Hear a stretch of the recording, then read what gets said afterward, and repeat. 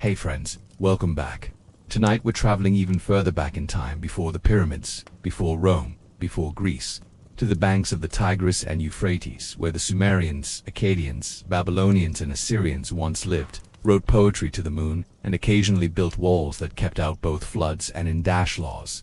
So before we start, go ahead and adjust your pillows, tuck in your feet and maybe light a candle that smells like papyrus or baked barley. This is history, yes, but the quiet kind. The kind that hums softly while the world sleeps around it.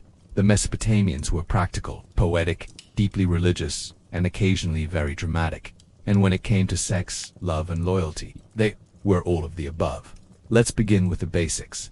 In ancient Mesopotamia, sex wasn't shameful. It wasn't scandalous either. It was, well, pretty expected. Life was tough: floods, famines, unpredictable gods, and taxes before taxes were even cool. People worked hard, worshipped regularly, and fell in love without needing dating apps or red wine. Though beer helped, marriage was central to Mesopotamian society, not as a romantic ideal but as a contract. And yes, I do mean contract literally. There were clay tablets involved, cuneiform inscriptions, and witnesses. Sometimes even receipts.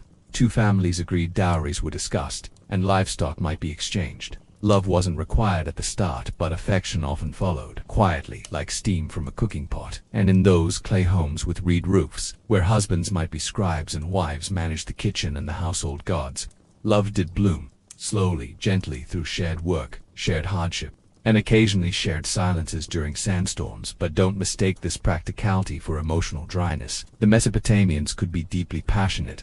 Some of the world's oldest love poems were written in Sumerian. One such poem, found on a clay tablet over 4,000 years old, reads, "Bridegroom, dear to my heart, goodly is your beauty, honey sweet, you have captivated me, let me stand trembling before you." That's not bad for a civilization that hadn't invented soap yet. These were lines written by women, sung during sacred festivals dedicated to Inanna, the goddess of love and war. Yes, both, because in Mesopotamia, love and war weren't opposites. They were dance partners, always circling each other. Inanna was bold, sensual, and not remotely interested in being quiet or modest. Her temple priestesses sometimes engaged in sacred rituals that honored fertility through actual physical intimacy. It wasn't exploitation, it was theology. The act of union, in this context, mirrored the cosmic union between Inanna and her consort Dumuzi. When they came together, crops grew, rains fell, and goats stopped screaming quite so much. Speaking of Dumuzi, his love story with Inanna is worth lingering on. It's not your usual bedtime fairy tale. Dumuzi was a shepherd god, handsome, strong, with excellent wool. He and Inanna fell deeply in love, and their union was celebrated every spring. But as with many divine relationships, things went a bit off script. Inanna, after a daring journey to the underworld, returns but demands someone take her place below. Guess who she finds lounging on her throne, wearing fine clothes, and looking altogether too relaxed for someone whose girlfriend just escaped death. Yep, Dumuzi. Inanna chooses him, her own lover, as her replacement. Betrayal, maybe. Divine logic. Definitely. Dumuzi flees, is chased by demons, eventually captured and taken below. But his sister Inanna volunteers to share the burden, and so he spends half the year in the underworld and half on Earth. Sound familiar? It should. It's one of the earliest versions of the cycle of seasons of life and death, of spring and winter. Love in Mesopotamia wasn't always soft. Sometimes it was fierce, other times sacrificial. But let's leave the gods for a moment and return to ordinary people like you and me, minus the sandals and divine bloodlines. In cities like Ur and Babylon, marriage was expected. Most people married young, off teens. Women had rights, but those rights came with expectations. A good wife ran the household, oversaw servants or children, and made offerings to the family gods. A good husband provided grain, protection, and didn't spend too much time with barmaids at the tavern by the city gate. Infidelity existed, as it always does, but it came with consequences. A married woman caught cheating, she could be drowned. A man, he might get a slap on the wrist or nothing unless he was with another man's wife. Then things got legally awkward. Property, honor, and the potential for unwanted heirs made adultery not just a personal issue but a social one. Still, the laws weren't always cruel. In Hammurabi's Coda, a famous Babylonian legal text, there were clauses that protected women from abandonment. If a man left his wife without cause, she could remarry. If he claimed she was infertile, she could demand proof. Fell as much proof as was possible. In 1750 BCE, divorce happened. People moved on. Sometimes the wife kept the house, sometimes she didn't. But the concept of mutual responsibility was there, even if tilted a bit toward the husband's favor. And then there were the songs, the lullabies of longing that drifted over rooftops and date palms. In the cool nights of Mesopotamia, when the heat died down and the stars came out over ziggurats, lovers met in gardens. Not grand, Versailles-style gardens, these were simple plots of reeds and pomegranates, of figs and herbs. There's a surviving line from one such lover's song: "Let me bathe with you in the river, beloved. Let me dry your body with the wind in my hands." That's not just sensual, it's tender. It's human. That the Mesopotamians believed in fate, in divine will, but also in daily choices. In the way hands brushed while grinding barley, in the stolen looks during market days, in the songs sung to babies that might be his or hers or theirs. And loyalty was prized. There's a letter written by a soldier stationed far from home. It's not long, just a few lines scratched into clay, but it says everything. "To my wife, I have not taken another. My thoughts are with you, as I sleep, under stars that are not ours. I miss your bread. I miss your silence." This man, in a world without texting or surprise flower deliveries, used the oldest medium he had, mud-hardened by fire, to say he was thinking of her. And isn't that love? When we imagine ancient Egypt, we think of towering pyramids, golden sarcophagi, and the stoic gaze of pharaohs carved in stone. But between those majestic monuments lived ordinary people with ordinary emotions, desires, fears, longing, and laughter. Their world wasn't just built from limestone and hieroglyphs. It was also stitched together with linen sheets still warm from shed bodies, with glances exchanged across crowded markets, and the scent of perfume drifting through sun-baked streets. This is where we return, not to the palaces or temples, but to the doorways of humble homes and the slow, private rituals of love and intimacy. Let's step inside. In the early light of the Nile Valley, a young woman rises before her family stirs. Her hands reach for the cold jar, not just to shade her eyes, but to signal her readiness for the day, for the world, and perhaps for the boy who carries grain past her courtyard every morning. Flirting in ancient Egypt was quiet, subtle, but no less electric. It was found in the way someone adjusted their linen tunic or tucked a flower behind their ear. A single look, well-timed, could say more than a dozen words, and if words were needed, the Egyptians were masters of poetic flirtation. Love poet, sweet, sometimes aching with desire, was everywhere, carved on broken pottery shards, whispered behind market stalls, shared between friends at festivals. Some verses were as tender as they were bold, like one young woman's imagined daydream: "Would that I were the washer of your loins, so I might see the place that is hidden." This wasn't passive romance. It was visceral, raw, and honest. Perfume played a central role in seduction. A woman might dab crushed lotus behind her ears. A man might scent his chest with oil from blue cornflowers or cinnamon bark. Even the breeze seemed to carry the language of longing. Smell, in this world, was more than pleasure. It was memory, magnetism, spellwork. Clothing, too, could tease. Semi-transparent linen, carefully layered, gave glimpses of form while preserving modesty. Even among the working class, attention to cleanliness and scent was a matter of pride and attraction. They didn't flirt with flowers and chocolates. They flirted with song, smell, and the soft hush of linen moving over skin. But love needs more than signals. It needs space, and privacy in ancient Egypt was a bit of a luxury. Most homes were small. Walls were made from mud brick, doors from woven reeds. Families slept in the same room. If someone wanted intimacy, they needed to be clever. Some waited until nightfall, slipping onto rooftops under the stars. Others found comfort behind the tall jars in a storehouse or in the shadows, or for palm grove at dusk. Rooms, when they existed, were not what we'd call private, but desire has always found a way. Whether it was a soft mat laid on packed earth or a quickly drawn curtain. Lovers in ancient Egypt carved out intimacy in the gaps between noise, obligation, and time. And when love became something to be celebrated, they turned to music and drink. Festivals, especially those honoring Hathor, the goddess of love, joy, and music, were times when inhibitions could fall away. Beer and wine flowed. Harpists sang. Dancers moved with hips that told stories older than hieroglyphs. That was in these moments that lovers found one another, not always with words, but with glances that lingered or the closeness of a shared jug of wine. Music was an invitation, a slow rhythm beneath the moon, a melody that said, "I see you." Even poems survive that feel like whispered invitations. "Come to me swiftly, my beloved, while the wind is cool and the lotus blossoms bend in your direction." In art, Egyptian intimacy was never crude, but it wasn't hidden either.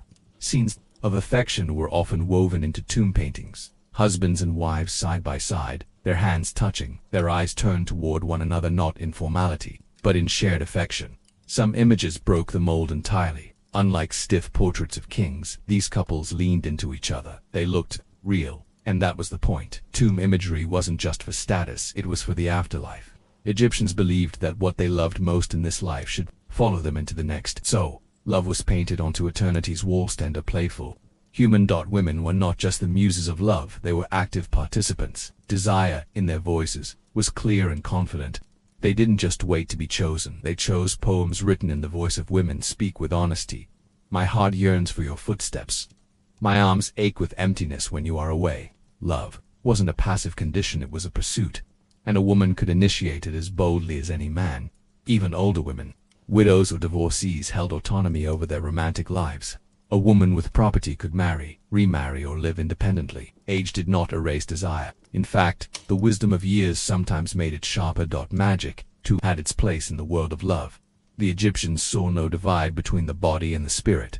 If love was failing, or desire waning, they turned to charms, potions, and sacred spells, not in desperation, but in hope. Papyrus scrolls from temple archives include recipes to stir passion or maintain fidelity. Love charms, often called on Hathor or Base, the dwarf god of pleasure and protection. Amulets shaped like their faces were kept in homes or hidden beneath bedding. Some remedies were creato, crocodile dung, oddly enough, was believed to have protective powers. Mandrake root was a known aphrodisiac. Honey, too, was used in everything from fertility salves to perfumes. It wasn't superstition, it was belief. The unseen forces of love needed respect, and sometimes a little help. And when all else failed, when lovers were separated by distance, family disapproval, or misfortune, there was longing. Deep, aching, persistent longing. One inscription reads, "You are far from me, but my heart finds you. Even in dreams, you come to me. I wake up wet with sorrow, because it was only a dream." Heartbreak was as eternal as the Nile. And so we return to the river, to the boats drifting slowly through reeds, to the women washing linen by its edge, to the young man pretending not to glance at the girl beside him, to the smell of fresh-cut papyrus and perfumed hair. Ancient Egypt may be gone, but its people, funny, sensual, hopeful, are still whispering to us in every fragment of poetry, in every faded painting, in every flower laid at a lover's door. They loved deeply, laughed freely, touched gently, desired boldly. They were, after all, human, just like us. The Nile had always whispered secrets through silt, through reeds, through the hush of lotus petals that opened to sun and closed to shadow. But lately, the river seemed quieter, more watchful, as if it too was listening. In the village of Perbust, the floodwaters had begun to pull back, revealing the bruised earth beneath, cracked, dark, and fertile. Crops would soon be planted, rituals would soon be held, and children, those ever-curious chroniclers of grown-up mysteries, were already testing the thickness of the mud between their toes. But in the house of the midwife, silence reigned. Meket, the healer woman who had delivered nearly every breathing soul in the village, including some who hadn't wanted to arrive, stood over a bundle of linens. It stirred faintly, not from wind but from breath. The girl's name was Tia. She had been found at dawn on the threshold of the temple of Hathor, naked, unconscious, and smiling faintly. No one knew who had left her there, only that the priestess who discovered her had screamed, then cried, then fallen quiet, as if she'd glimpsed something not meant for the waking world. She was offered, Meket whispered, not to anyone in particular, but not in sacrifice. In exchange for what? No one knew. Tia, when she finally spoke, said little, mostly names. Names of gods, names of places that didn't exist. Sometimes names of stars, as if she'd memorized the sky in her sleep. But other times her voice dropped into a murmur too low to decipher. Meket swore she spoke in tongues, one part hieratic, one part dreams. By the third day she had begun to bleed again, not from a wound, from within. It was the time of her cycle, the women said, but Meket had her doubts. No girl speaks the names of long-dead queens in her sleep during her cycle, she muttered, chewing on a stalk of blue lotus to calm her nerves. And no blood flows upward, because that was the strange part. The blood did not flow down her thighs like it should have. It coiled up with faint red threads that wove themselves like smoke, clinging to her belly before vanishing into the skin. Something was growing inside her, or awakening, and she was not alone. Across the desert, where the hills rolled low and dry like the backs of sleeping crocodiles, a scribe named Hemi stood in a ruined chapel with his palm pressed against a wall that still hummed faintly with ancient heat. He was not a priest. Not anymore. He had burned his collar during the last equinox, after what he had seen in the inner sanctum of the temple of Mindot. He had seen the statue move, not shift, not crack, moved at. It leaned forward, not stone, not statue, but something wearing the memory of stone. Its arm had extended and touched his chest, just over his heart, and then it had whispered a word that hadn't existed in any of the 39 scrolls he'd copied in his training. Hemi had fled that night with a torch, a copper dagger, and the clothes on his back, which still stank of temple incense and fear. He now wandered the ruins of half-buried tombs, looking for clues, for patterns, for someone else who might have heard what he heard. He had recently begun to suspect that the gods weren't returning. They were waking up. Meanwhile, the capital throbbed with summer heat. The courtyards of the palace were whitewashed and bright, their shadows clean-edged and crisp like knife slits in the stone. But beneath the main hall, down in the chambers no one visited except the most trusted of scribes and priestesses, a box had begun to tremble. It was no larger than a bread loaf, carved from obsidian and sealed with gold thread. It had no latch, no visible opening. But it sang. Only those attuned to it could hear, and the queen's high priestess Neferhotep, who had walked barefoot across hot coals and never blistered, had heard it humming in the dark, faint and rising like breath through a flute. "The vessel is awakening," she said. The other priestesses did not reply. They had seen what had happened to the last woman who tried to silence it. Her mouth had vanished, not sewn shut, gone, as if she had never been born with one. Neferhotep placed a hand on the box and felt the beat fast, irregular, alive. "It is no longer safe to keep this here." And so the order was given. At dusk, as the sun dipped red behind the horizon and cast long fingers across the river, the box was taken by boat.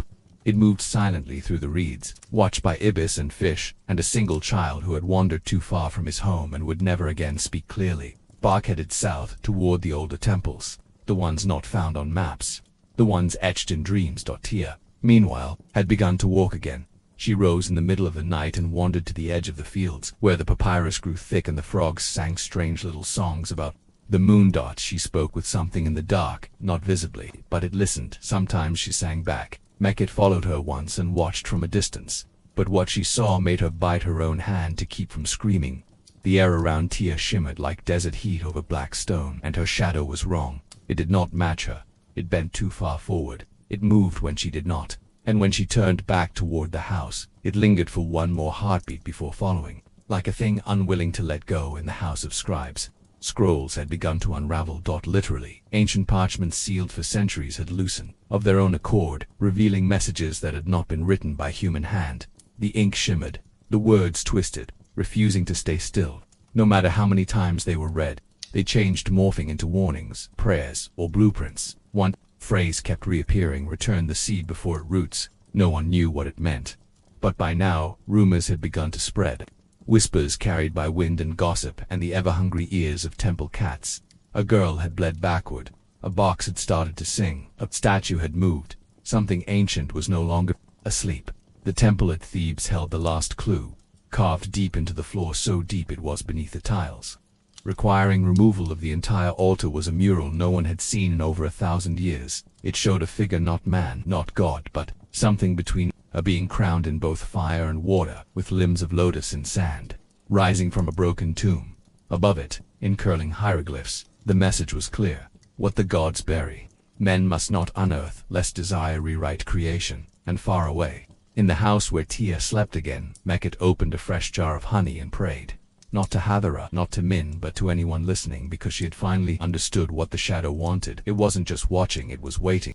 The air in the valley had changed, not in the way that weather shifts or clouds gather. This was something older, deeper. A hush had settled, even the Nile seeming to hold its breath as twilight spilled over its surface like melted lapis. The reeds swayed, not from breeze but from the pulse of time, awakening something long slumbering beneath. Stone and sand. Amenhotep stood at the temple's threshold, torchlight flickering over walls still etched with indecipherable ink glyphs. No scholar dared to translate, not anymore. Not after what happened to Dr. Sayed. His sudden silence and blank stare had been enough for the team to stop deciphering and start packing. But Amenhotep hadn't left, not because he was fearless, but because fear to him was a familiarity, like a dull toothache in the soul. He had spent years combing the old cities, searching for pieces of a forgotten goddess whispered about in half-burned scrolls. A goddess whose worship was banned, whose name was erased from monuments by her own priests out of dread, not politics. And now he was sure this was her temple. Behind him, Layla adjusted the old reel recorder, yet reel because nothing digital worked past the perimeter of the site. A tech curse, the interns called it, though Amenhotep wasn't sure it was a curse so much as an immune reaction from the ancient structure. "Everything's rolling," Layla said, her voice low, her hands trembling as they pressed the play and record buttons together. "You're sure you want this on record?" He nodded.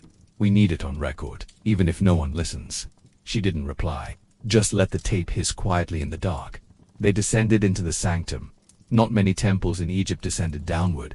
The old architects built toward the sun, toward Ra, but this one burrowed. Each step felt colder. The air smelled less of dust and more of myrrh and something sour, wet stone or old iron. He paused before the threshold where the strange statue stood. It was different from before. Last week the statue had no face. Tonight, it had his. Layla gasped, "What the hell is that?" But Amenhotep only stared. Its face was unmistakably his, carved from black stone. Eyes inlaid with lapis and copper dust. Mouth slightly open as if in warning or invitation. "This wasn't here," she whispered. "This wasn't here before." "No," he said. "She's starting." The recorder crackled. Then the room moaned. It wasn't a sound of stones settling or rats scurrying. It was a low sound, intimate, heavy with breath, like something waking up, slowly, resentfully from centuries of stillness. Something female. The walls pulsed, and then a glyph ignited, not with fire but with a soft pearly glow, like moonlight on milk. One symbol, one word. Her name, unspoken for 3,000 years. It now seared into the minds of everyone present, not with heat but with certainty. The kind of certainty that makes your hair rise and your lungs tighten, because your body recognizes it before your brain does. "Did you hear it?" Amenhotep asked. Layla shook her head, tears forming in her eyes. "I didn't hear it. I felt it." Outside, the wind started again, but backward, as if time was unraveling. Amenhotep took out the papyrus scroll he had found in a dead man's satchel near Thebes. The writing was erratic, panic-drawn, not for beauty but for urgency. "She walks in dreams and is fed by silence. Do not name her, do not carve her shape. She will find your likeness anyway." He understood now. The statue was not made by sculptors. It was made by Neferhotep, he said aloud. The name tasted like ash and metal. The torches died. The glow from the glyphs intensified, casting the room in silver light. Then came the whisper, not from a mouth, not even in words. It arrived like a memory you never made but somehow missed. "You opened the door." Layla screamed. The statue moved just slightly. A twitch, the smallest gesture, but stone should not twitch. Amenhotep grabbed Layla's hand. "We leave now." They bolted back up the stairway, but every step seemed longer than the last, as though the stairs had stretched like a nightmare. The walls, once dry, now oozed something slick, something like sap, but darker, resinous and ancient. Behind them, a chant rose, not in volume but in weight. It pressed on their shoulders like invisible hands. It wasn't in Egyptian. It wasn't in any language Amenhotep recognized, but its meaning was clear. "Don't run. It's always been you." Outside, the sky had turned violet. Not night, not day, something in between. A suspended moment, as though time had paused to watch. They reached the dig site to find it abandoned. No tents, no equipment, no people, just silence and wind that circled them in patterns that felt choreographed. "What the hell is happening?" Layla demanded. Her voice echoed as if they were inside a dome. Amenhotep looked toward the Nile. It had stopped flowing. "The goddess is not a myth," he said. "She's time itself, not just worshipped, not just banished. She was buried not to be honored, but to be forgotten." "And we remembered," Layla whispered. "Yes, that's the problem." They turned back to the temple. It was gone. No ruin, no rubble, only desert. But the ground beneath them thrummed. She had shifted locations, or dimensions, or both. And she had taken something with her. The recorder buzzed and then stopped. Layla looked down. It was melted, not burnt. Melted like wax. "Amenhotep," she said slowly. "What happens next?" He didn't answer immediately. He walked to the center of the site, knelt, and traced a circle into the sand with his finger. "She's not bound by one place. That temple was a vessel, but she is the current." "Then why call her back?" "Because she never left. She's in our myths, our wombs, our shadows. I just uncovered her lair." They sat in silence for a moment. Then Layla said, "I saw your face on the statue too. I know." "What does it mean?" "It means she's chosen. Chosen who." He met her eyes. "Not me." The wind sighed again. A new glyph shimmered beneath the sand, right between them. Not her name this time, Layla.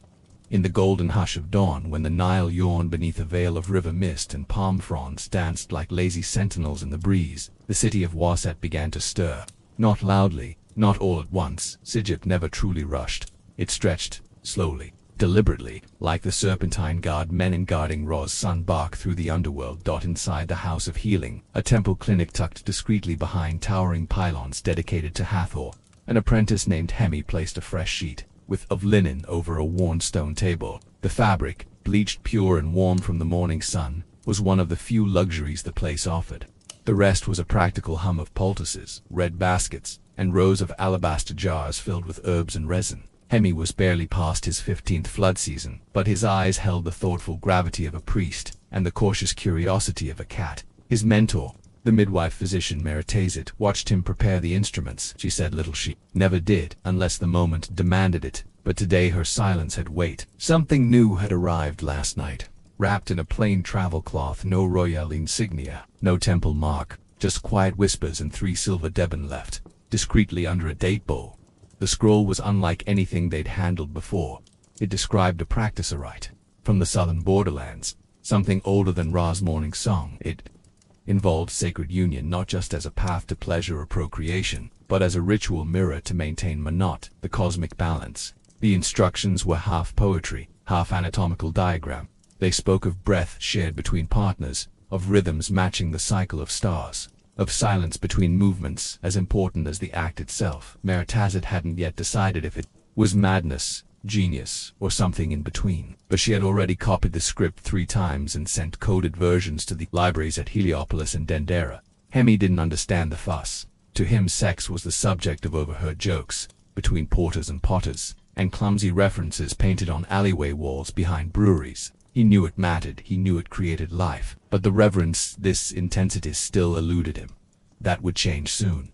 Elsewhere, on the eastern edge of Waysot, under a fig tree older than the current pharaoh's reign, an older woman named Neferhotep poured barley beer into a red clay cup for her niece, Dediet. The brew was stronger than usual, steeped in herbs known to loosen tongues and soften the grip of shame. Dediet was 20, already married once, already divorced. Impolite, a conversation that meant she was unfortunate. Among her friends, it meant unpredictable, but to her aunt, it meant she was free. "I'm going to ask you something," Neferhotep said, tilting the cup so the foam touched Dediet's lip. "And I want the answer, not the lie you'd tell the market women." Dediet blinked. "That narrows things down, not at all." Neferhotep laughed, a hoarse, lived-in sound. "Do you think it's wrong to want more?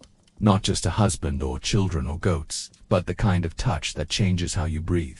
The beer stung a little going down. I think it's hard to say yes to that in daylight. Then, let's pretend it's night." The conversation spiraled then. It wasn't about gossip or scandal, it was about hunger. Sacred hunger. Not of the body alone, but of the spirit too. Neferhotep had spent her youth in Hathor's temple. Not as a priestess, but as a dancer. One of the laughing ones who celebrated love not as doctrine but as rhythm. She'd seen rites performed under the full moon that would make sober scribes choke on their ink, and she missed it, not the bodies, not exactly, but the openness. Dediet's marriage had been cold, not cruel, just absent. She had fulfilled her duties, cleaned, cooked, waited, but her husband had looked at her as one might regard a half-full grain useful, measured but devoid of delight. She wanted delight. Neferhotep reached into a sack near the tree root and pulled out a worn scroll sealed with blue wax. "This," she whispered, "is a map to what? To your body, and maybe to the gods." By late afternoon, the winds from the desert turned dry and irritable. Merchants snapped at each other in the square. Children kicked dust in small wars over date seeds. The scribe Anan, who kept records of land leases and sheep births, closed his shutters early. It was too hot for math. Inside the temple precincts, however, coolness reigned. Aset lay the scroll across a lapboard, smoothing its edges. She had seen a dozen patients that dated births. One unfortunate miscarriage, and a man who swore a scorpion had bit his manhood, though she suspected it was less venom and more vinegar gone wrong. Now she finally had time to study the symbols. In peace, the ritual described required 2 people, not just for physical function, but for emotional balance. There were phases: breath, gaze, movement, stillness. The steps mirrored lunar cycles, with specific instructions for the waxing and waning of arousal. The deeper she read, the more she realized this wasn't a manual. It was a meditation. Was this ancient knowledge lost during dynasties of conquest and reform, or a new heresy, veiled in sacred language? Either way, it carried power. And power, in Egypt, never stayed hidden long. In the next village of Priva, a priest named Harkov had also received a scroll, another copy, or perhaps the original. His temple, dedicated to Kunum, the potter god, rarely dabbled in matters of sex, condom-shaped bodies, yes, but his domain was structure, not sensation. Yet Hartchoff read the text under moonlight with trembling fingers. The passage that struck him most wasn't about union or movement, it was about silence. Between breaths, between touches, the scroll emphasized that the divine resides in the pause between desire and fulfillment. That moment, according to the author, was where time ceased, where the gods entered. He tested the idea, closed. His eyes let breath rise, fall, hold, and in that pause, he felt it. Something, not quite presence, not quite absence. Stillness. Over the coming weeks, whispers spread, quietly, cautiously, the scroll, its message. Its method passed between potters, dancers, merchants, even soldiers. Not all understood it, not all cared to, but those who tried it spoke differently afterward. They laughed less loudly, spoke more slowly, touched more gently. It was not a cult. No god was named as supreme. No temple demanded sacrifice, but those who followed the scroll began to meet, not in ritual orgies as the cynical feared, but in conversations, exchanges, mutual learning, trust, often clothed, often just. Present Hemi noticed a change in Meretostat. She no longer snapped at him for misplacing jars. She asked questions about how he felt doing the work, not just whether he did it correctly. And once, he saw her sitting with an old brickmaker, not treating his gout, but holding his hand while he told her about his dead wife. Connection, Hemi realized, was a form of healing too. Then came the inevitable tension. A high priest from Memphis denounced the practice, called it an affront to modesty, claimed it led people away from proper offerings and temple service. He composed a counter-scroll on chastity and obedience, and sent copies to temples across the Nile. He feared a breakdown of order, but order was changing, because intimacy, redefined as sacred exchange rather than private indulgence, was reshaping bonds. Spouses began asking each other new questions. Lovers became gentler, more intentional. Even prostitutes in the alleys began reciting lines from the scroll before touching clients. Do you offer your breath, or just your body? Some laughed, some left, but many stayed. And beneath it all the scroll kept evolving. Each reader added notes, modified techniques, shared reflections in the margins. It became not a fixed doctrine, but a living dialogue, a collective story of what it meant to be human, desiring, and divine. Somewhere in a village, far from Aset, under a moonless sky, Dedit unrolled her copy beside a stone hearth. Her lover, a craftsman named Beck, watched her with reverence. She smiled not coyly, not seductively, just honestly. Do you want to learn together? She asked. He nodded, and so they began, not with hunger, not with haste, but with breath. A soft, humid hush clung to the evening air like a velvet curtain. In the flickering light of a single oil lamp, the scribe Neboman leaned forward over a clay tablet. The dull scrape of his reed stylus, the only sound besides the distant croak of frogs near the canal. His fingers, stained faintly with ink, paused just above the surface. He looked up, startled not by a sound or motion, but by a thought that slid quietly through the shadows of his mind. The room around him, modest and symmetrical, carried the scent of rush mats and papyrus. His wife Tia rested nearby, braiding her long black hair with the nonchalance of someone deeply accustomed to silence. Their son, barely 5, had finally fallen asleep in the adjacent chamber after a persistent conversation with the moonlit, while outside, the Nile was low and glimmering. Its breath wafted in gently through the window, bringing with it the layered scent of wet earth, river reed, and distant fire smoke from the worker camps. And beneath it, all ache, not pain, but presence. The presence of time, of memory, of something larger. Neberman shifted slightly, fingers tightening on the tablet in recent days. His mind had drifted often to the goddess Meretseger the Silent, one of the peak, the cobra atop the mountain who judged those who defiled the tombs. He had passed the valley that morning, on his way back from an errand to deliver a scroll to the western necropolis. Among the limestone cliffs and dust-heavy wind, he'd seen a boy throwing stones at nothing. A small, silent rebellion against unseen things. That image lingered with him still. It had been an unspoken rule among scribes and embalmers alike. The gods saw all, but Meretseger heard what was not said, and what was not said in Thebes these days could fill scrolls as long as the Nile itself. Rumors had begun again, not loud ones, never in markets or the temple steps, but soft currents moving between workers' lips and inside clay wine jugs. Tomb, plundering. Some said the tomb of a lesser prince had been entered, his golden sandals removed, his mouth gems replaced with pebbles. Others spoke of a mason who had disappeared after boasting about a gold mirror he had found near the valley edge. Bowman had recorded dreams once for a noblewoman who swore she was haunted by her grandmother's car. In the third dream, the ghost had screamed a single word before dissolving into flame, unwrapped. Now sitting there with the stylus hovering above unmarked clay, he wondered not about dreams or curses but about the silence. Why did no one speak openly? Why did the priest smile so tightly when asked about stolen offerings? Why did the overseer of burial rites begin keeping a bronze dagger in his belt? Tia's soft humming interrupted the spiral. She hummed often, when combing her hair, something she'd picked up from her mother. It was never the same melody, and never loud. Tonight, it was slow rising and falling like the breath of someone trying not to wake a child. "Did you see the priest's face today?" she asked without looking up. Nibamon blinked. "Which one, Mirab?" "The one from the eastern shrine. He walked past our stall while you were inside. He looked ... gray." He considered this sick. No, frightened. They said fear had a sound, but Bowman had always disagreed. It had a color. In Thebes, lately it was the pale gold of torchlight on limestone sacred, flickering, but incapable of pushing away true dark. 3 nights ago someone had knocked at their door after sunset, a man with a wrapped arm, smelling of clay dust, and panic. He said nothing, just held out a pouch of silver rings and whispered, "For the boy, if anything happens." Then he vanished down the alley like a shadow trying to outrun the moon. Bowman had buried the pouch beneath the threshold the next morning. "Tonight, though," he thought of digging it up, "Tia," he said suddenly, "if something were happening in the necropolis, something dangerous ... would you want to know?" She stopped braiding, looked at him in the half-light. "No," she said, "I would want to leave." He didn't respond. Not because he disagreed, but because there was nowhere to go. Thebes was their world. The valley was their breath. The tombs, their silence. Later that night, he dreamed of a jackal walking backward, not running, not snarling, just walking, slow and strange, its golden eyes locked on him. In the dream, Bowman reached out, but the jackal did not vanish.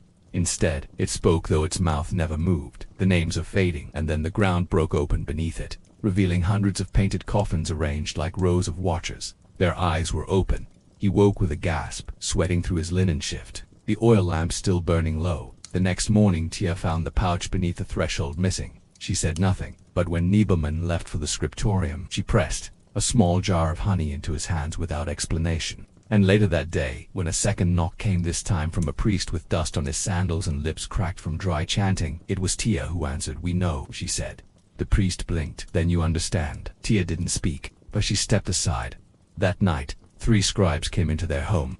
They brought ink, scrolls, and stories they had never dared write before. Stories of guardians who no longer watched, of amulets that went missing and returned whispering, of something moving beneath the valley. Not footsteps, not men. Something older, something waiting. And as the oil lamp flickered against the wall, Bowman finally set stylus to clay. But this time the text was not for a noble, not for a priest, and not for the temple library.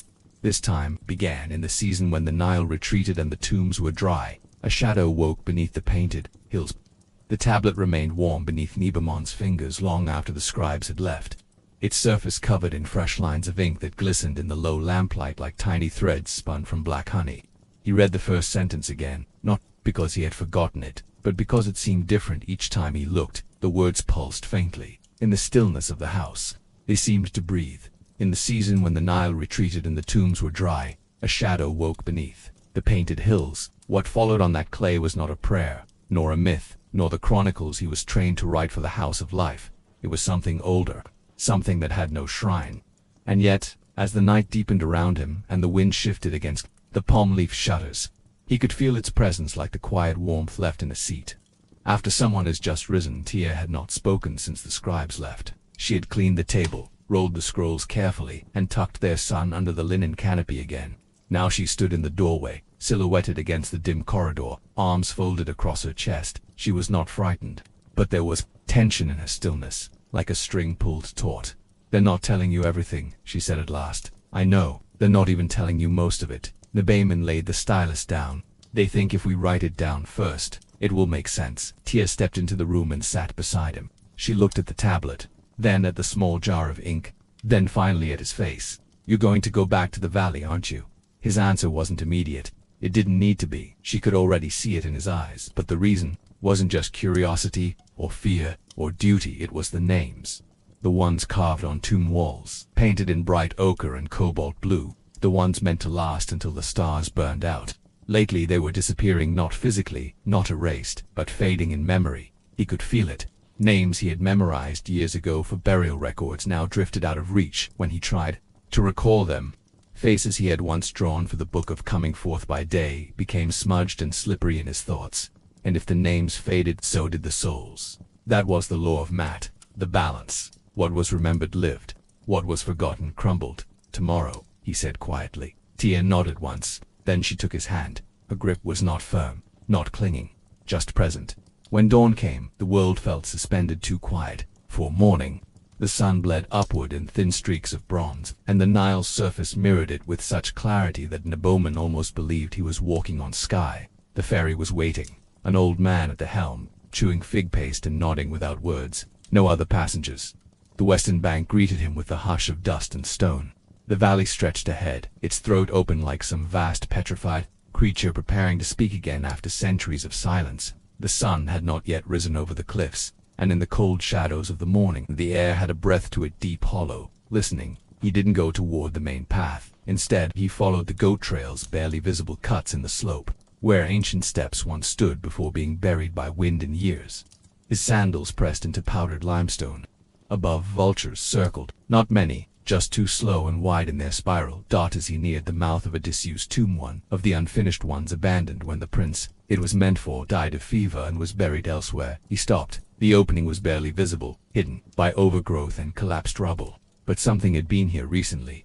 The dust was disturbed, scrape marks on the stones and a smell, not death. Worse than that. Time opened. Soured. Neboman crouched low and placed a hand against the stone lintel. The carved lotus motif was worn nearly flat, but someone had scratched something newer beside each, a symbol he didn't recognize. It looked like 3 joined spirals, or perhaps a creature with 3 mouths. He didn't enter, not yet. Instead, he took a reed scroll from his satchel, dipped his stylus and began recording the symbols. But as he did, the hairs along his arms stood up. Footsteps. He turned sharply. Nothing. The wind sighed low through the crevices. Then again soft crunching, slow, cautious, not animal, human weight. Who's there? Silence. Neboman straightened, fully, stepping away from the tomb wall, eyes scanning the ridges.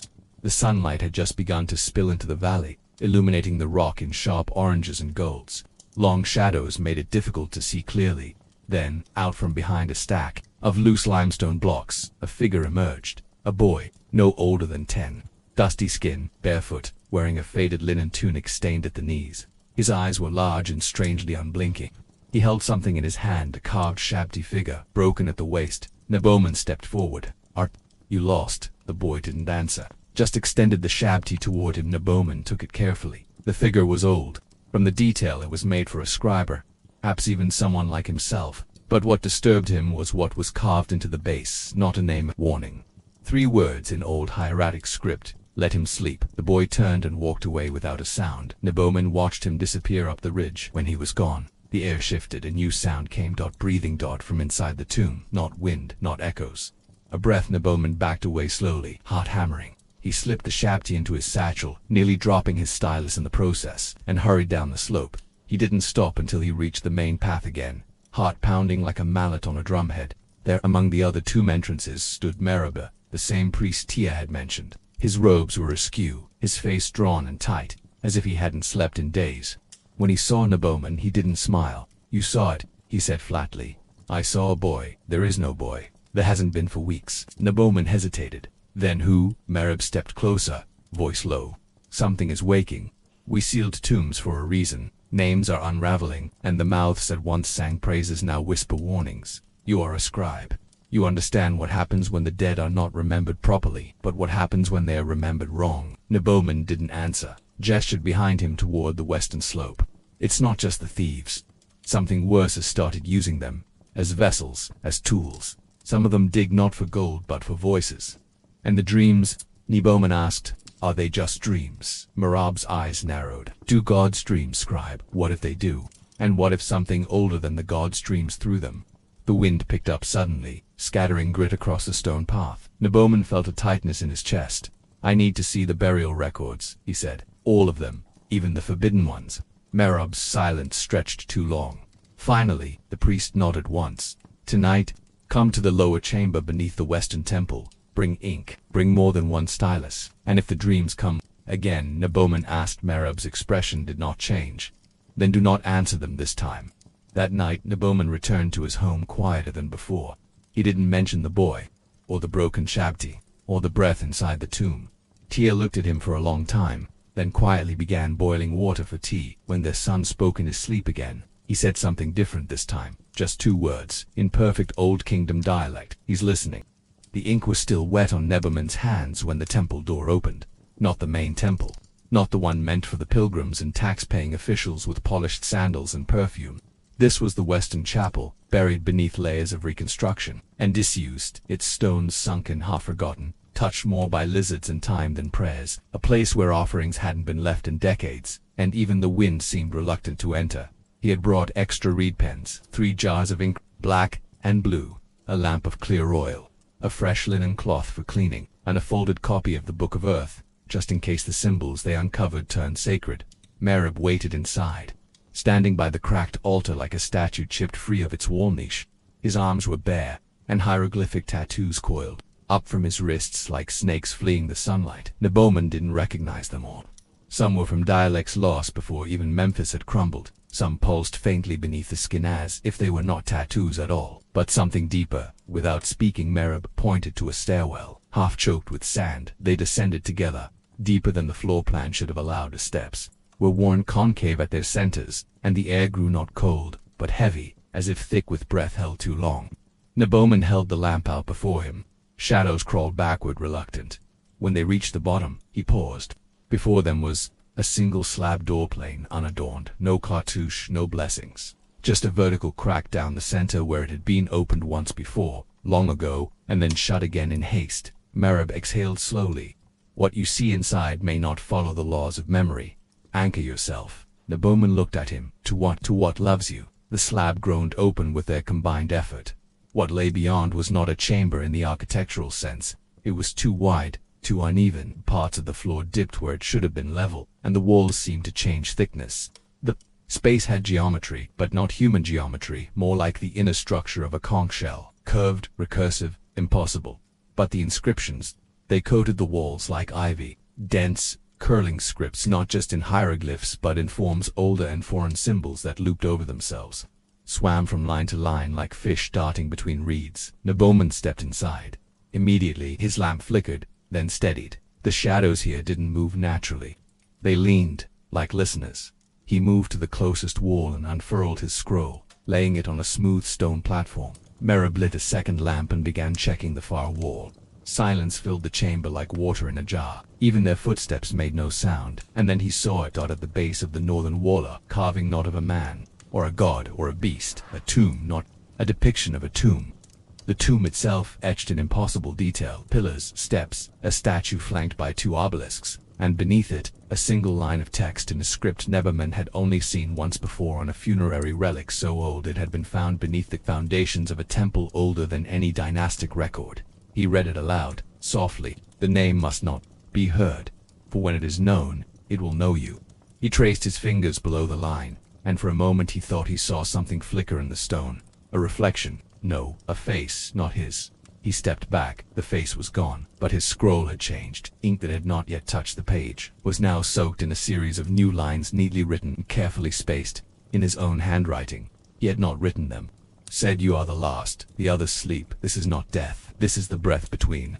He turned toward Merib. The priest was kneeling, whispering something quickly in an unfamiliar tongue, his forehead pressed to the stone. When Neboman called out, Merib raised his head slowly. "Do not speak to the walls." Neboman held up the scroll. "It's writing itself." Merib's eyes didn't even widen. "Then it has begun." "Begun what?" The priest rose, dust clinging, to his knees. He approached slowly. Not all death is silence. Not all memory is light. There were once scribes before language, before even the falcon's name was spoken. They did not write with words, they wrote with presence. Neboman stared at him. "You're saying this chamber remembers them?" "I'm saying this chamber is them." The light shifted again. Neboman blinked. The wall in front of him was different now. No longer carvings, it was open desert. He stood upon it, sand stretching in every direction. A red sky above like rusted gold. The sun was there, yes, but wrong. Its disk was split twin, halos chasing each other like serpents.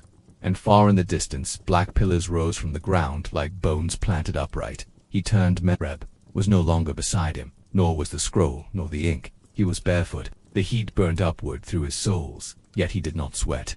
The air was still, dead still. Not even the ghost of wind. Then laughter from somewhere ahead.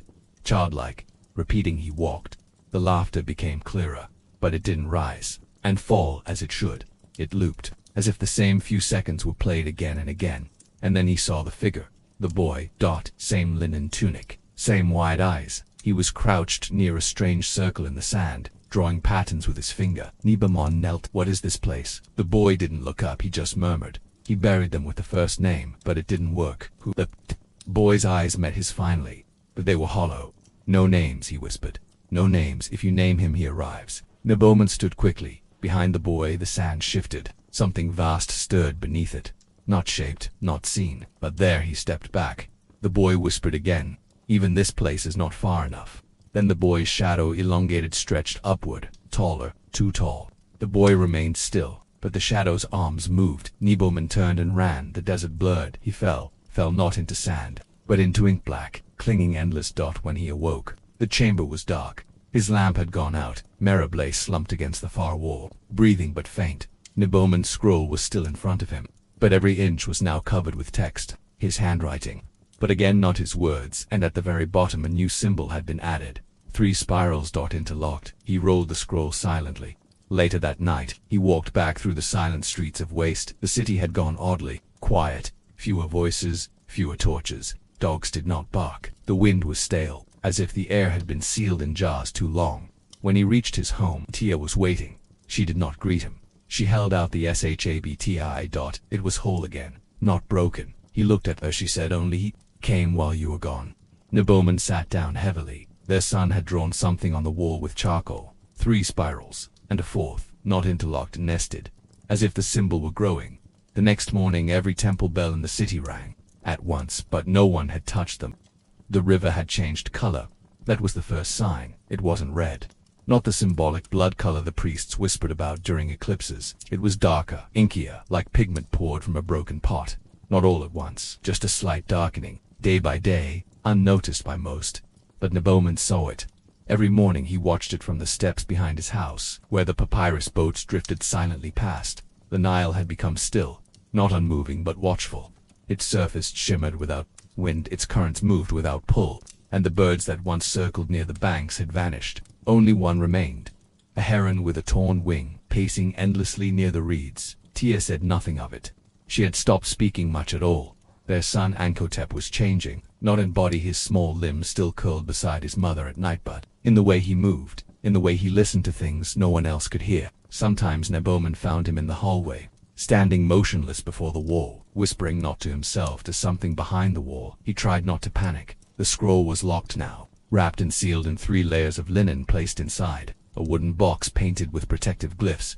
He had etched spells of warding around it, spoken aloud the names of every known guardian deity, even called on Set, though the invocation made his skin crawl. Still, at night, he heard it, the sound of reed pens writing, on surfaces that no longer existed. One evening, he returned home to find Merab waiting on the threshold. The priest was gaunt, his once golden sash now dulled with dust and dried ochre. He carried a staff shaped like the tail of a scorpion. Its tip glinted. Nebamon gestured him inside. "I thought we weren't to meet here again." Merab didn't sit. "You were seen." "By whom?" "By the ones who forgot they were ever alive." Nebamon frowned.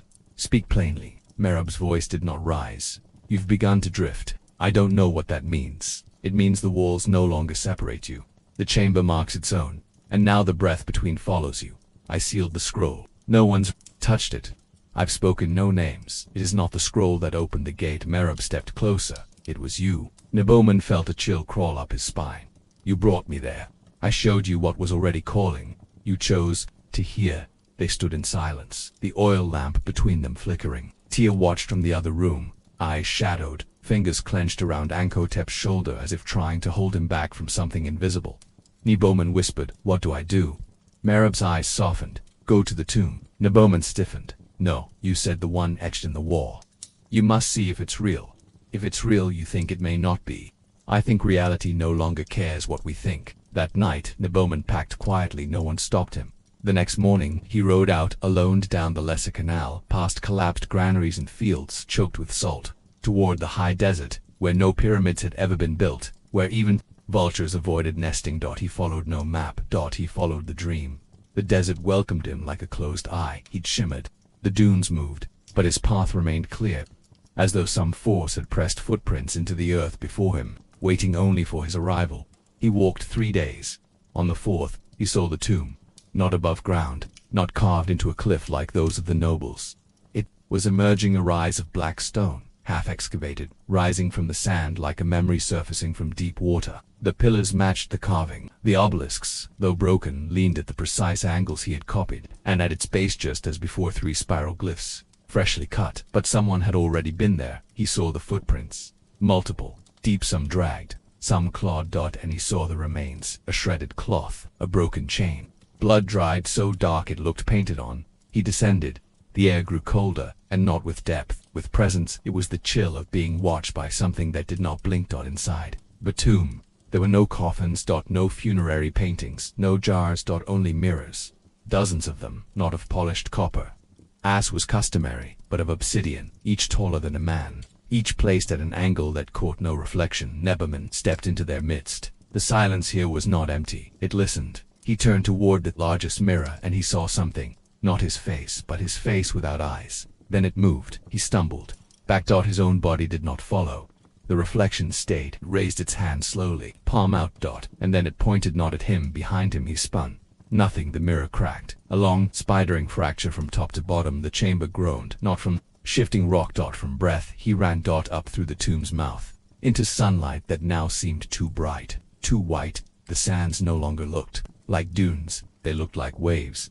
He did not sleep that night. He returned the next day to Aset. The bells were still ringing. No, one was ringing them. The temples had emptied. In the streets, people walked as if dreaming, slow, repetitive steps, heads turned upward as if listening to something falling from the sky at his doorstep. He found a token, a small clay disc, 3 spirals, but on the reverse, a 4th spiral curling inward, forming the shape of an eye. Ankatep met him at the door. The boy looked up at him and said softly, "You were not supposed to look in the mirror." Nebuchadnezzar knelt. "Who told you that?" His son didn't answer. Instead, he placed something into Nebuchadnezzar's hand, a single reed pen, soaked in ink. Still wet. And then the boy said, "The name is close now. The walls aren't thick enough anymore." Nebuchadnezzar rose. Merab was waiting inside. He did not speak. He simply opened a small cloth bundle. Inside was another scroll, not blank, not in human writing.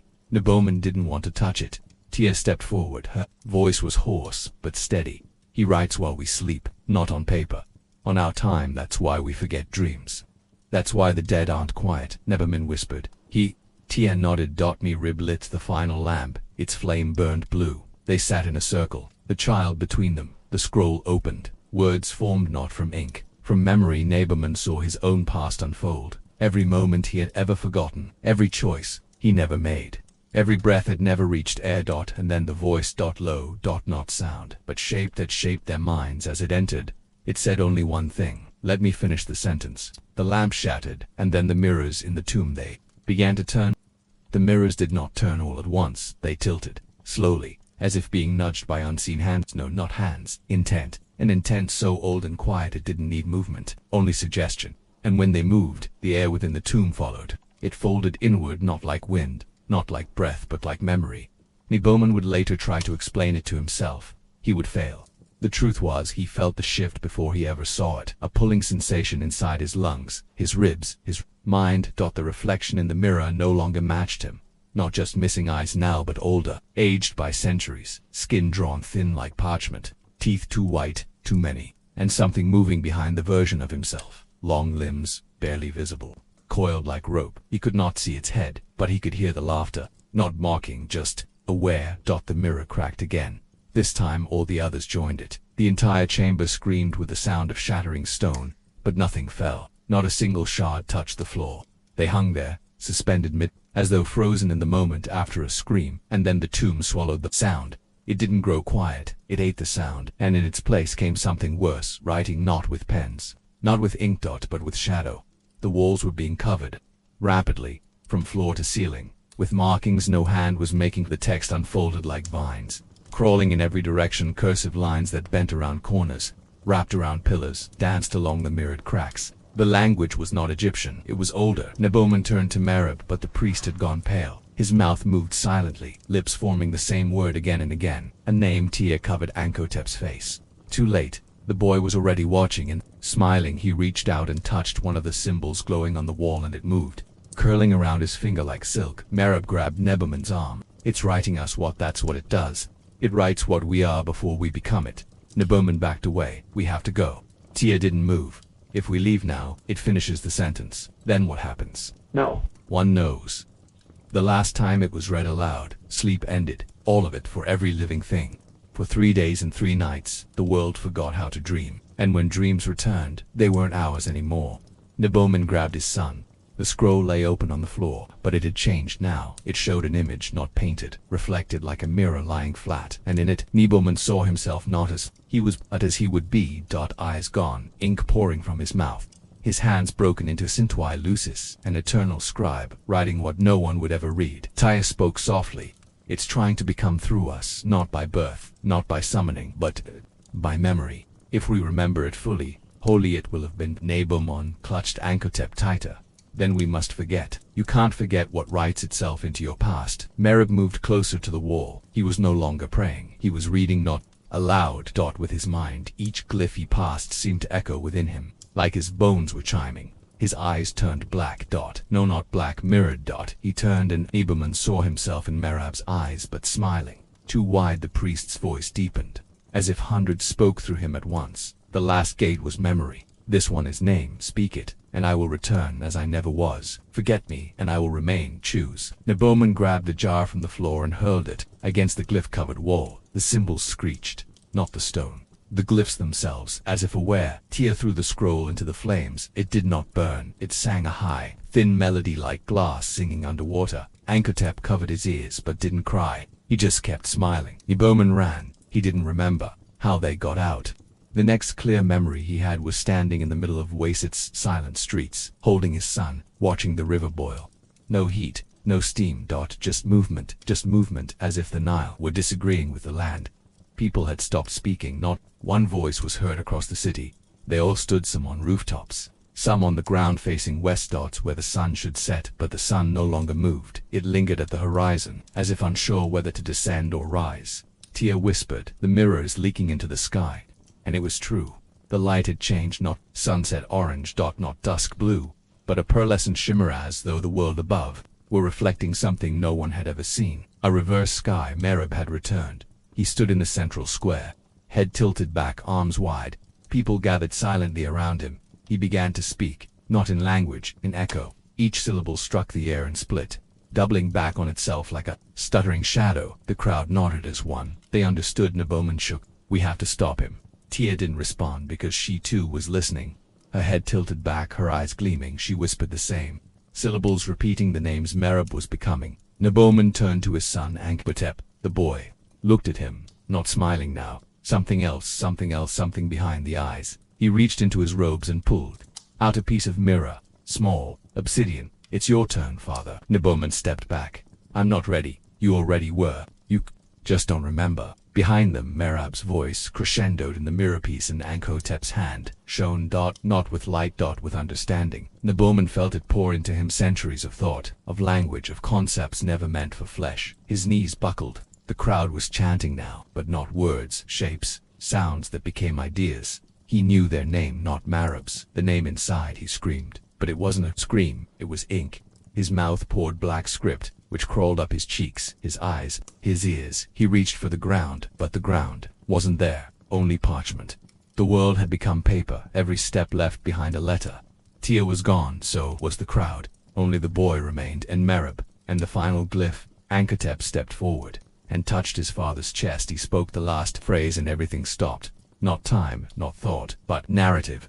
There was no more before, there was no more after, only now. And now was a mirror, a flat, cold surface that reflected no light, only intent. The boy placed his hand on it, and the mirror rippled. A figure stepped through, not Merab, not Nebab, something written by all three. It did not speak because language bent around it. It did not speak because language bent around it. Did not move, because movement would imply it wasn't always here. It merely turned to the world and began to write, but not with pen, with presence. The desert air was thick with dust, the wind rising in low whirls, as if the earth itself were whispering forgotten names. By now, the Nile had receded from its flood stage, leaving behind lush green veins across the land, and in the far-off fields, farmers stooped beneath the relentless sun, harvesting grain while murmuring songs older than the pharaohs. But in the House of Scrolls, hidden deep in the inner sanctum of the temple complex, the priests were not singing. They were watching. Neferhotep, no longer just a scribe, no longer merely the quiet observer, sat in silence at the far end of the stone hall, where light filtered in through narrow slits like ribbons of gold sliced across dust-laden air. Around him stood the inner-circled elders in linen robes, symbols inked upon their foreheads in ochre and soot, the weight of generations resting on their spines. Their attention was focused on the scroll unfurled on the obsidian altar, the same scroll he had helped uncover, the same that should never have existed, that spoke not just of the gods and their secrets, but of a language that moved beyond word sigils etched in patterns of breath, symbols whose vibrations summoned memory itself. The scroll was alive, or something dangerously near to it. Since its discovery, time itself had warped in subtle, almost imperceptible ways. Nights stretched too long, water reflected things that were not there, and people forgot what they had not yet lived. He glanced to the side where Aset stood, her profile illuminated in a strange amber glow that had settled over the chamber. Her eyes were fixed not on the scroll but on him, and for a fleeting moment, the weight of unspoken understanding passed between them. She had changed, as had he. The ancient knowledge they had both touched was no longer a study, it was becoming a presence. "Speak it," said the high priest, his voice brittle and soft, like woven reeds dried too long in the sun. "We must hear what the glyphs command." Neferhotep swallowed. His throat was dry, his tongue heavy. It had taken weeks to decipher even a portion of the scroll, and what he had understood wasn't meant for speech. Words are fragile vessels. Some truths crack them open. He stepped forward anyway, fingers trembling slightly. He pointed to the first glyph, a spiral wrapped within a falcon's wing. "This," he said, "is not a word, it's a sound, a memory, a command given at the beginning, echoed through breath. The gods spoke it not with mouths but with intention. It calls ... awareness, not to us, to itself." The elder priests did not flinch, but the chamber seemed to tighten around them, the very air bracing itself. Aset moved to his side, laying her hand upon the scroll as if to ground it. "We have already awakened it. Speaking more may feed what stirs." The high priest turned to her. "And yet we must. It has already begun. The sleep of the Nile is restless, the balance falters." Neferhotep knew it to be true. Outside the walls of the House of Scrolls, signs had begun to show. Infants born without eyes but with mouths that muttered ancient prayers, crops that grew double in size but withered to dust overnight, sandstorms that came without wind, pulsing with an electric rhythm, and dreams shared dreams, entire villages waking from the same nightmare, a black sun rising over a mirrored river.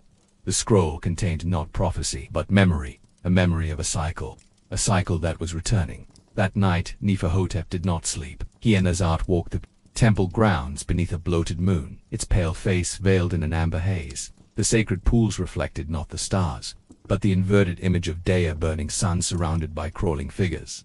"What if we stop reading it?" he asked, voice low. Aset shook her head. "It would not matter.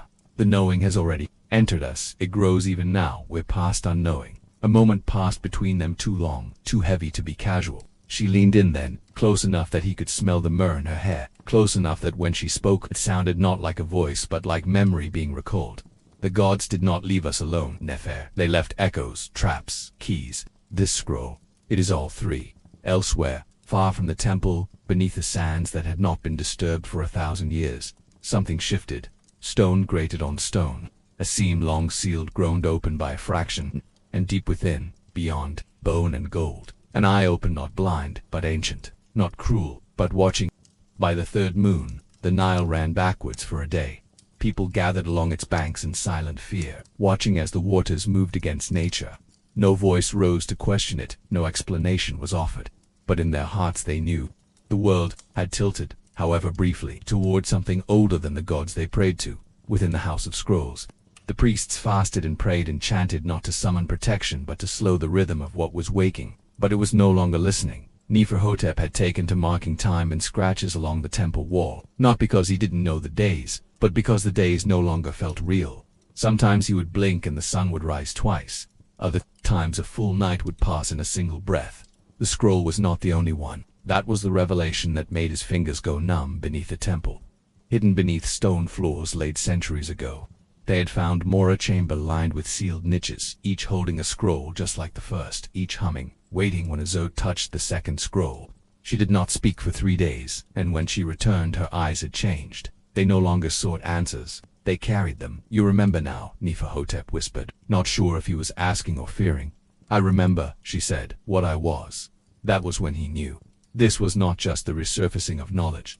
This was not lost wisdom reclaimed. This was a return, a cycle, just as the scroll said. And they were not its first readers, only its latest dot. The next day the temple lions refused to eat. Statues wept salt. The sky turned a soft violet at midday and did not correct itself until morning. The people in the city grew restless, their dreams thick with static and old chants they could not understand. In one dream, Neferhotep saw himself older, carved from clay, seated in a throne made of reeds and bone. Aset stood beside him, her mouth stitched closed, her eyes glowing with glyphs. Around them, the city burned, not in flame but in silence. He woke gasping. Outside, first of the sand towers had begun to rise, not built by hand, not by storm, just rising pillars of compact dust and ash forming into spirals, into archways, into something resembling a gate. And from beyond those gates they could hear a sound, like breath, like remembering. The last gate rose at dawn. There was no ceremony, no chant from the priests, no grand celestial omen. It simply rose smooth and deliberate as if the desert itself had made a decision. A wide arch of sand-laced stone, inscribed with glyphs that flickered faintly in shifting colors, pulsing in and out of existence like a slow heartbeat. Beyond it, there was nothing but an impossible darkness, dense and humming, a sky with no stars, and from that darkness, the breath continued. That low, rhythmic exhale that spoke of age, of return, of things buried not by time, but by choice. Neferhotep stood at the edge of the temple balcony, watching. The city below had grown quiet. People no longer screamed, no longer fled. They gathered in silence near the great square, facing the gate as though hypnotized. Some wept, some smiled, some simply knelt, arms raised as if offering themselves. He no longer recognized them, not as neighbors, nor even as humans in the way he once understood the word. Whatever had awakened, it was reshaping them.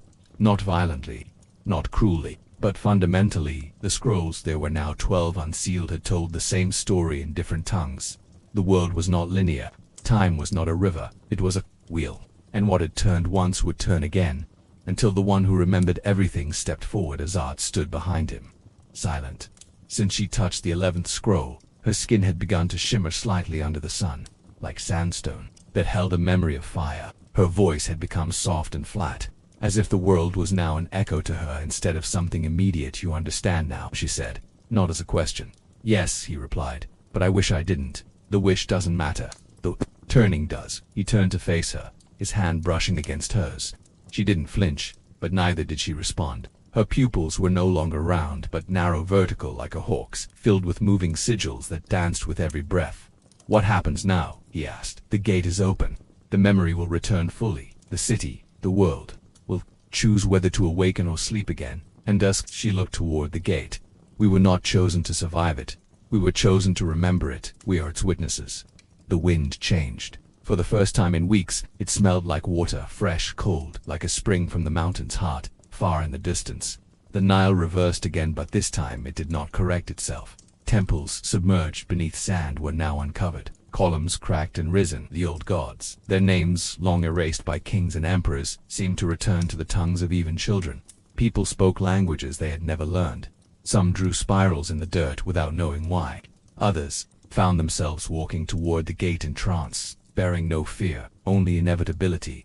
And beneath all of it, the Neferhotep and Aset descended from the temple together. The priests did not stop them. Most had already gone silent, sitting in a circle beneath the sky altar, drawing glyphs in blood and dust with their fingers. There were no more prayers, only memory.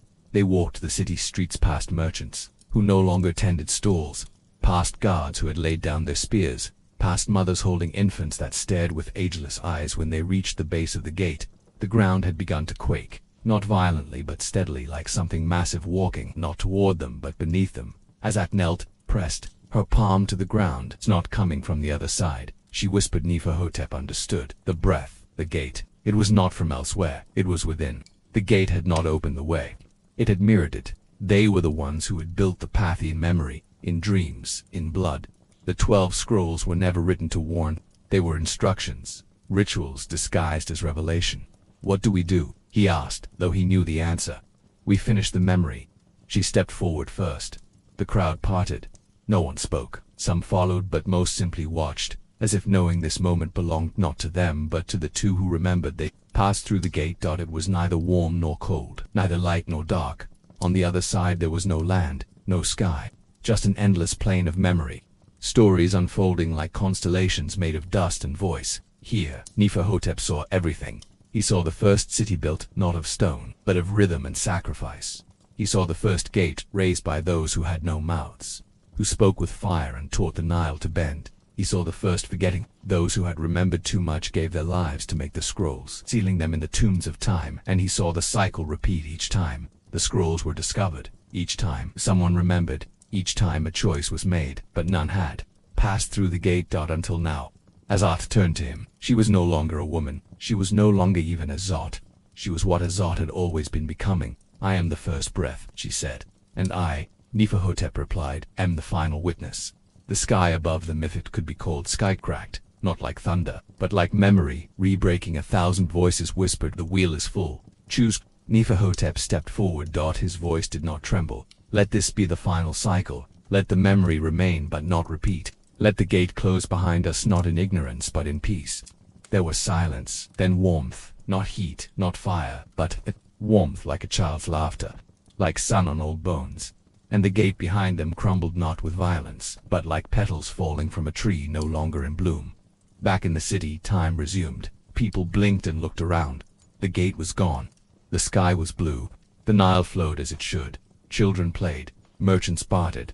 The temple bells rang again. No one remembered the strange days fully, only in fragments, like a dream. Just after waking, Aset and Neferhotep were not seen again, not in the flesh, but sometimes, in the last light, before dusk. 2 shadows could be seen walking side by side across the temple wall. The scrolls, gone.